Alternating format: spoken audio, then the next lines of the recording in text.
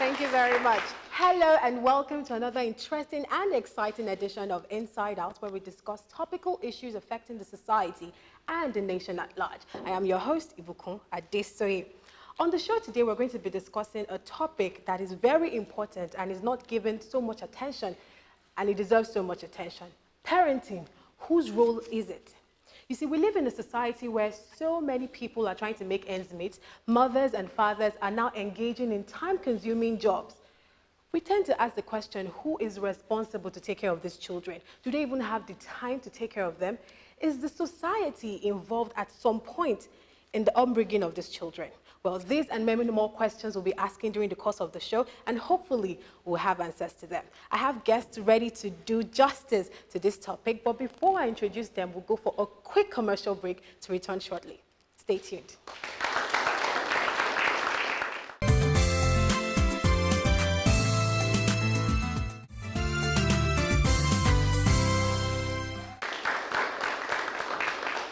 You're welcome back. If you're just tuning in, well, this is Inside Out, and the topic is parenting. Whose role? I'm going to start introducing my guest now. Please put your hands together for Mr. Tunji Babajide. He's a psychotherapist, a counselor, life coach, and COO of Awesome Effects Consults. Welcome. It's good to be here. Thank you. And just beside him is Mrs. Lillian Agada. She's a veteran teacher, school administrator for Lagos State Universal Basic Education Board.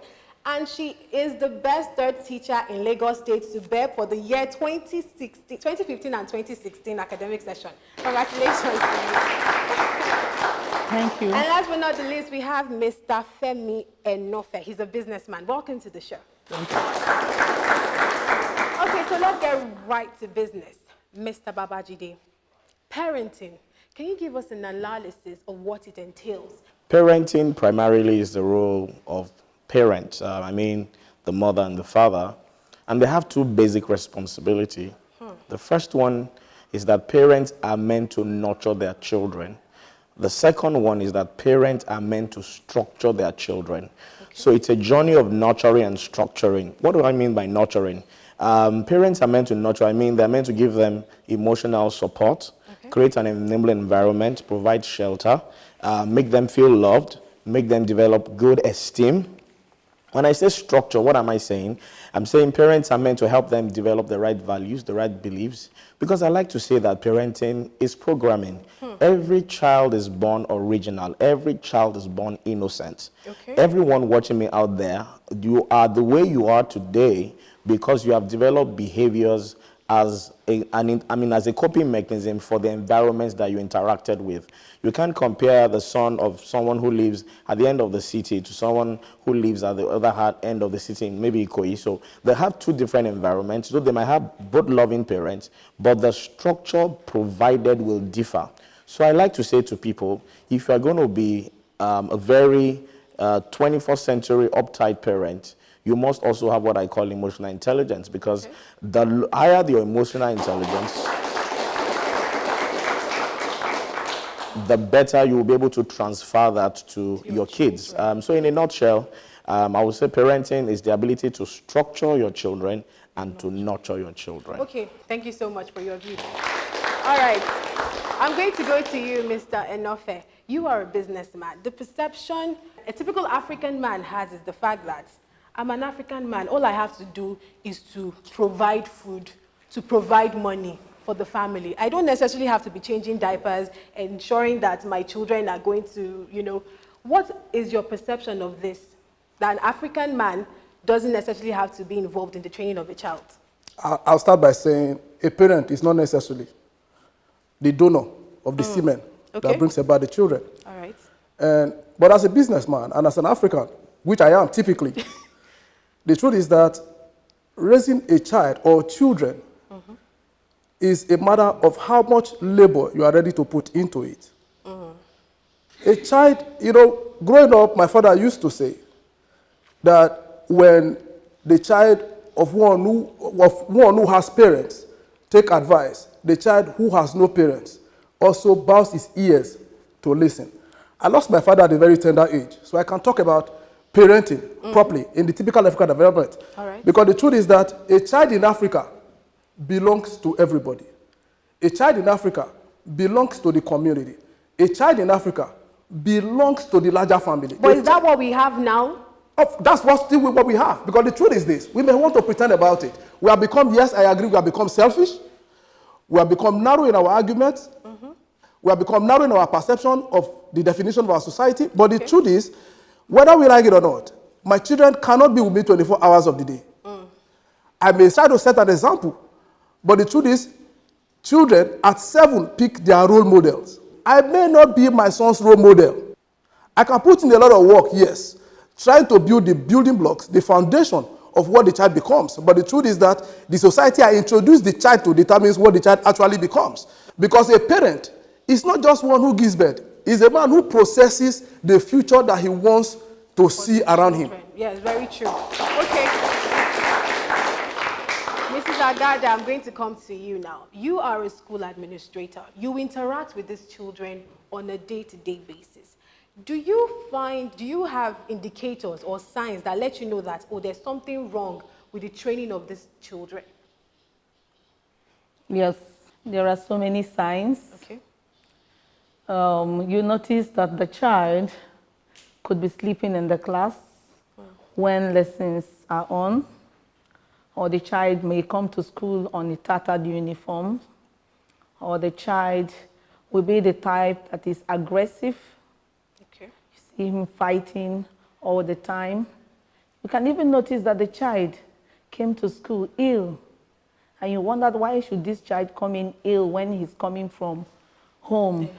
So these are the indicators, and also the assignments. When you notice that the child does not do the assignments, and he doesn't like writing in the class, or he likes begging food from fellow pupils or students. All right, so what do you do to correct this? In the school already, we have memos down. The memos are typed and kept. When we see such behavior, what we do is we write. When we write, we talk in the pocket of the child or show the child exercise book where you put it in, say, give to your parents when you get home. And the information in the memo is, please, Mr. So-so or Mr. and Mrs., we would like to see you in school tomorrow consigning your child. You write the name of the child and then you sign. But are you not supposed to have like a directory? Thank you. Are you not supposed to have like a directory of all these parents with their numbers, their addresses, so that you get in touch with them first-hand basis? So when it is a serious case, when it is serious as if perhaps the child is always fighting, okay, or he has wounded somebody, or he's ill, you can call. But when you call and the line is not going through, you use this means. All right, thank you very much. I want to ask you directly. Do you feel there is a problem in the parenting structure we have in Nigeria? I want to start by saying,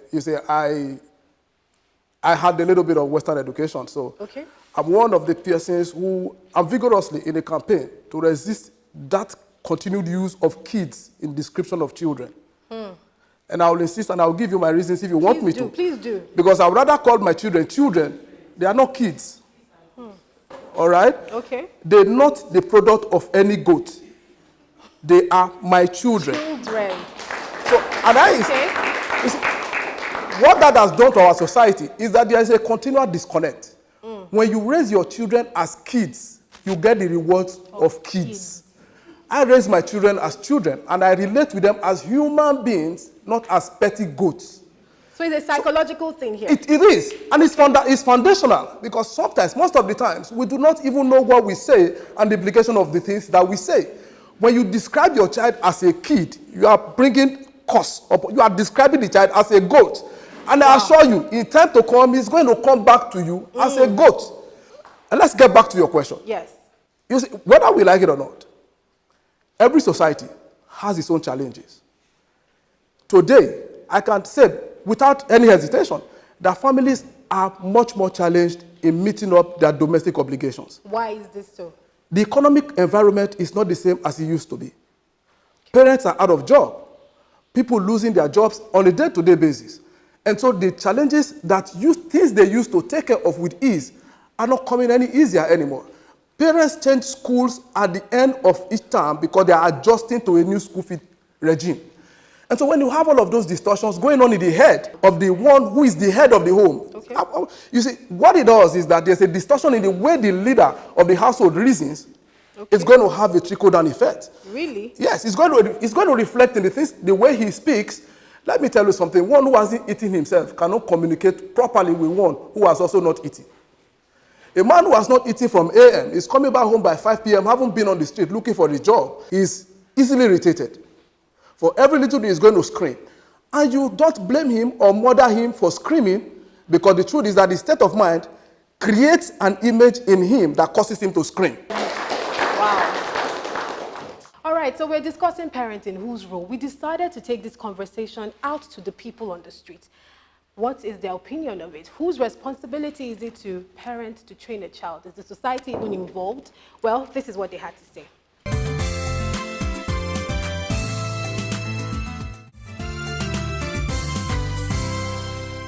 Man cannot live in work and take care of children. It's not normal thing.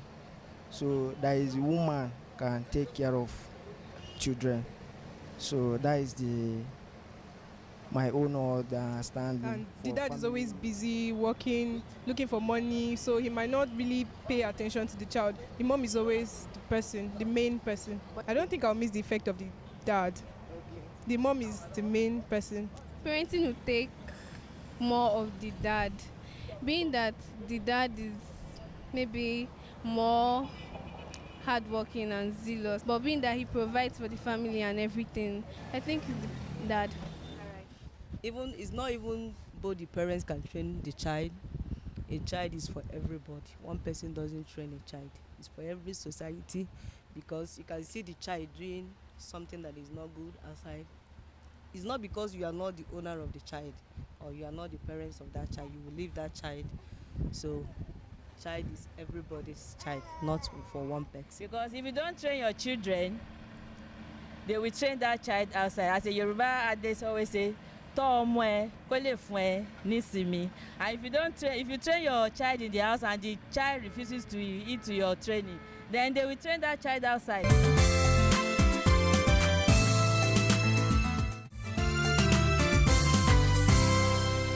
Right now, I need to take questions, comments, observations from the members of the audience. So do you have any questions? Okay, I have someone. Okay, just go ahead.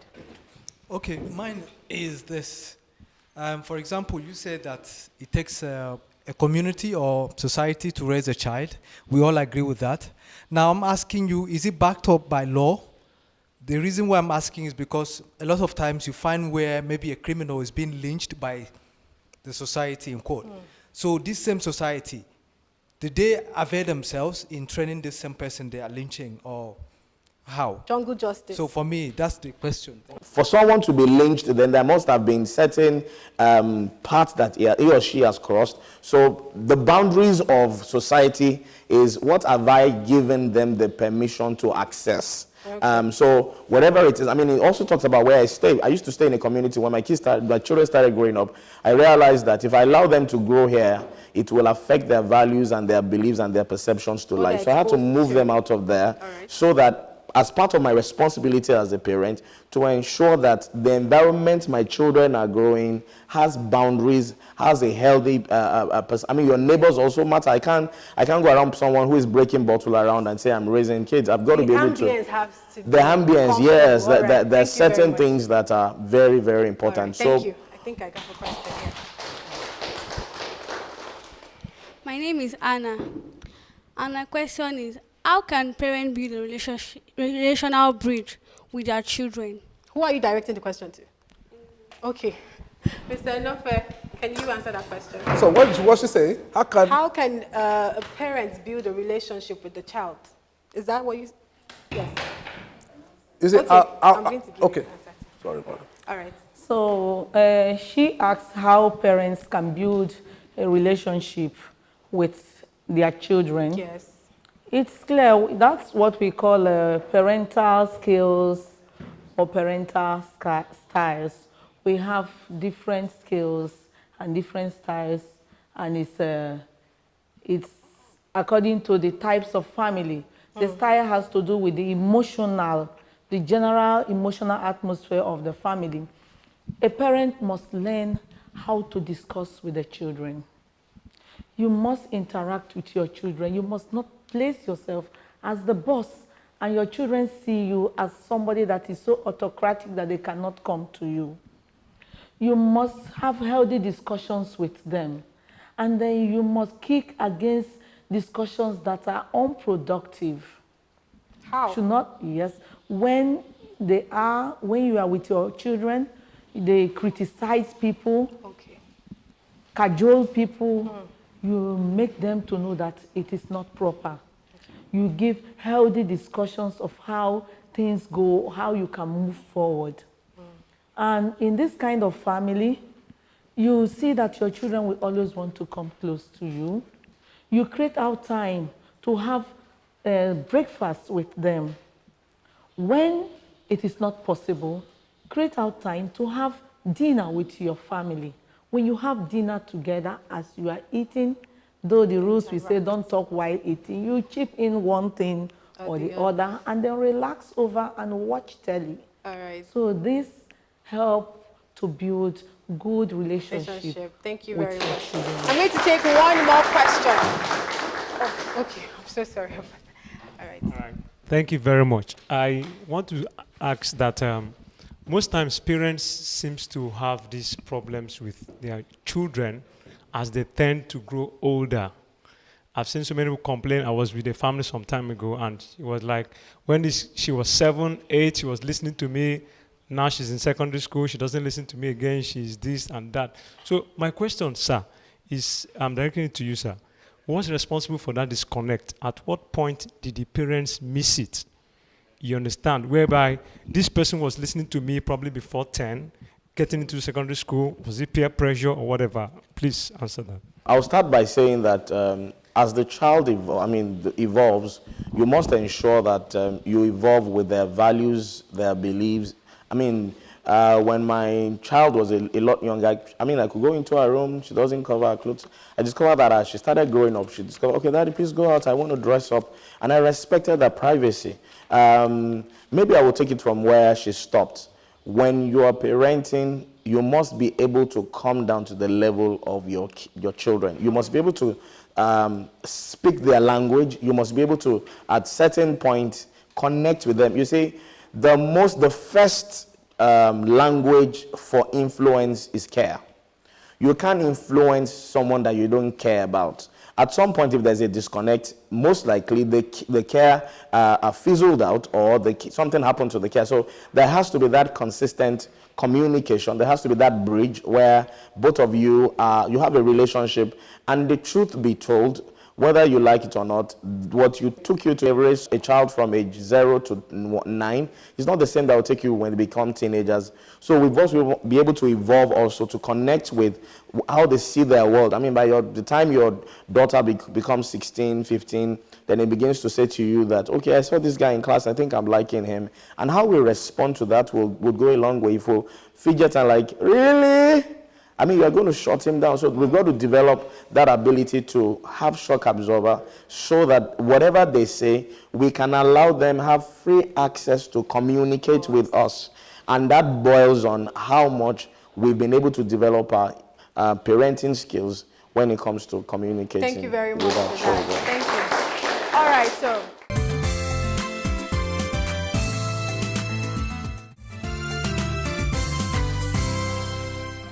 Last words, what do you want people to take away from you, from all you said about parenting? You see, in life, we continue to learn. Okay. You see, when my children became teenagers, I went to classes. I took lessons. There are classes that... No, I went to lessons. I took lectures for 90 days. Wow. Training on how to deal with teenagers. Because in Nigeria? Are those classes in Nigeria? Yeah.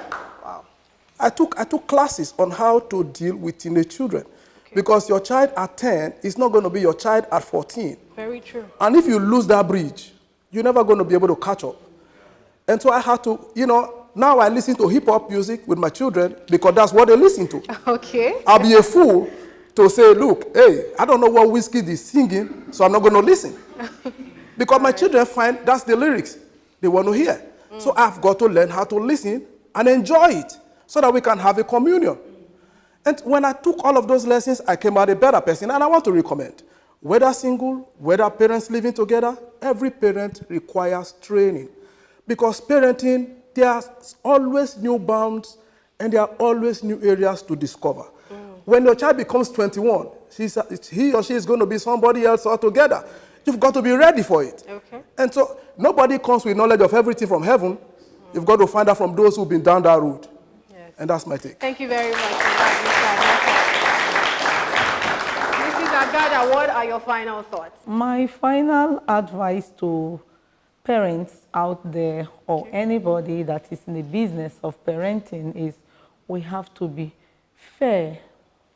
We have to be firm too. We have to be friendly if we must catch these children. And I have some small charts here. As a teacher that you are. Some quotes here. Okay. To show you. This one says, don't worry that your children never listen to you.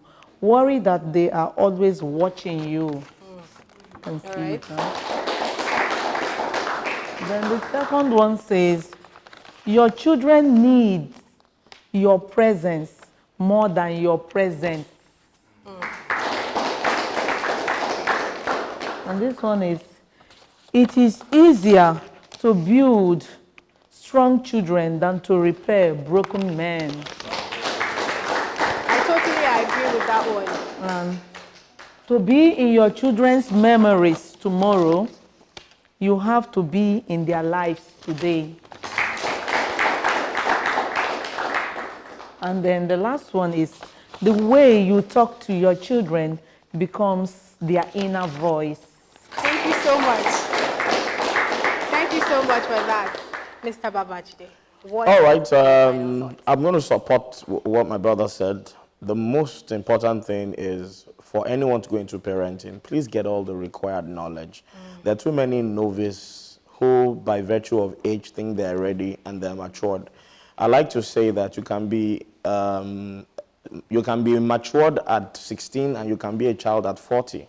So I want to appeal to young people out there who are aspiring to be married. Please get informed before you get involved. Thank you very much. I want to use this opportunity to thank you, my guests, for coming to educate and enlighten us on what parenting is all about. I hope you've been able to learn one or two things on parenting, whose role it is. Well, it is. You have a role to play, I have a role to play. We all have a role to play to ensure that our children are brought up and made to be productive individuals in the society. If you still have questions, comments, and observations, please feel free to check on all our social media platforms at Inside Out Media on Twitter, Instagram, and Facebook. You could also watch previous episodes of this program on our website. Log on to www.insideoutmedia.tv. I am Ibukun Adesoye. Till I come your way again, it's bye for now.